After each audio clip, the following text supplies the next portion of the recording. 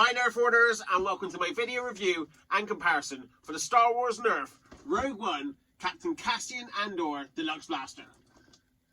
Videos on the Scruffy-Looking Nerf Hoarder channel are intended for audiences of 13 and above.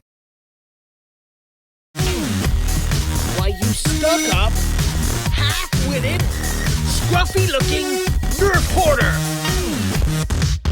Here's a quick look at the box. Here's the front, the back, and the sides. Included in the box is the blaster, a detachable scope, a retractable stock, a detachable barrel extension, 18 Star Wars GlowStrike darts, and a 12-round Nerf magazine, or clip, magazine clip. There's a 26% chance of failure. Or whatever you want to call it. This blaster was released in 2016 and was a Target exclusive in America. Unfortunately, it was never released in many other parts of the world, including the UK where I live, which sucks. Now this is based on the A280-CFE blaster, which is quite popular in Battlefront 2, but this is Captain Cassian Andor's version, which is slightly different. Now this particular blaster is really cool because in the movie, it sort of had many detachable parts, and Cassian Andor used it as a sort of hand blaster, and then he could attach other bits onto it to make it into like a sniper blaster as well. This blaster doesn't have quite the same detachable parts. So in the movie, I think this whole bit came out here, which would have just left this part here, which is like his blaster that he carried around with him on his holster. But it does have the detachable, scope on top, and detachable stock there, and the barrel comes off as well with a twist. The blaster has one tactical rail along the top, which the scope is currently on. If you have any other Nerf products that are compatible with that, they'll just slide right on in there. So, for example, here's the sight from the Chewbacca solo blaster, and I think that looks really cool on there actually, even though this is a really bizarre sight. Before we go on, I just wanted to bring up one thing about the attachments that came with this blaster.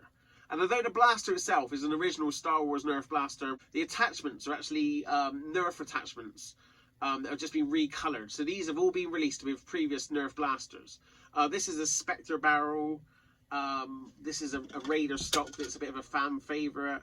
And this is a modular scope, but it's just been recolored. So these items are, although they're included with the Star Wars blaster, they're not actually based on what we saw in any Star Wars movies. These are just Nerf items that they've recolored and just put in with the blaster. To fire the blaster, first you have to remove the magazine. So you push down on this button and pull out your magazine. You load your darts into the end here. This has a capacity of 12 darts. You can get other magazines that have a much bigger capacity, so this would fit in you can get an 18 round magazine, put that into this blaster as well. Aesthetically it wouldn't look as nice because they're a lot longer, but it would still work fine. You hold down the rev trigger like so, and then push the trigger. Simple as that. Just here a jam door, so if you do get any darts that are jammed in your gun, you can just reach in there and you can see you can pull those straight out. As you just saw, every time you pull the trigger, there are some cool sounds. And that happens regardless if you're firing a dart or not. It's just every time you pull that, it does those sound effects. And there's also some lights as well. So you can see it's got some cool green lights that go either side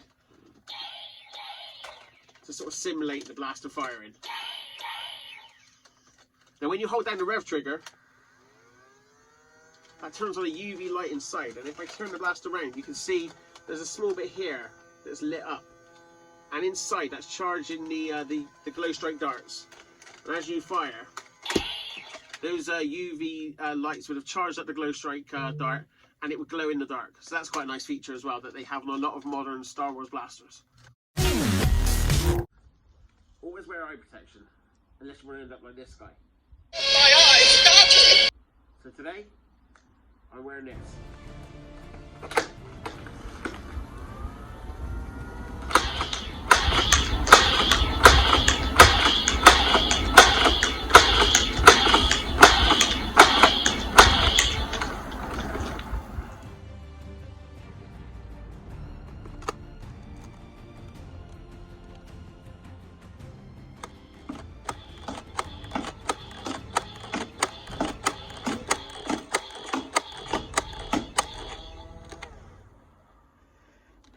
I tested this blaster on my chronograph and achieved an average velocity of 60 feet per second. This was with the barrel extension removed, as I find it did hinder the performance slightly. Comparing this to the Nerf Elite average of 70 feet per second, this blaster fires slightly below par. So my first comparison will be between this blaster and what we saw in the movie. And if I bring up a few pictures now, you can see the first, the major difference for me is these attachments. And I briefly talked about them earlier. But these aren't actually based on what we saw in the movies. These are based on Nerf products that have been previously released. So it's no wonder they're not screen accurate, because they're not really Star Wars products. These are Nerf products that have been recolored. And that really does let down the blaster for me. And that's a real shame, because I actually do love the look of this blaster. And it looks really nice with the blue sort of running all the way through it. It looks like a really cool toy. It just, when you're trying to look screen accurate, you'd almost have to remove all these bits, because they're the bits that let it down the most. In terms of the main part of the blaster itself, I really like it in blue. It looks really good. The detailing does look quite good, actually, to what we saw in the movie. This is obviously a very basic version of what we saw in the movie, but the handle fits quite nicely, and scale-wise, this is pretty close to what you'd see in the movie, actually. Here's another comparison between this blaster and the Generator blaster. And you can see this is exactly the same blaster, just this one is the regular release without all the attachments. So really, if you're looking to pick this blaster up, this is a much cheaper way of picking it up without all the attachments. I actually prefer it in the blue myself. And here it is in comparison with the smaller Cassian Andor blaster that was released at the same time.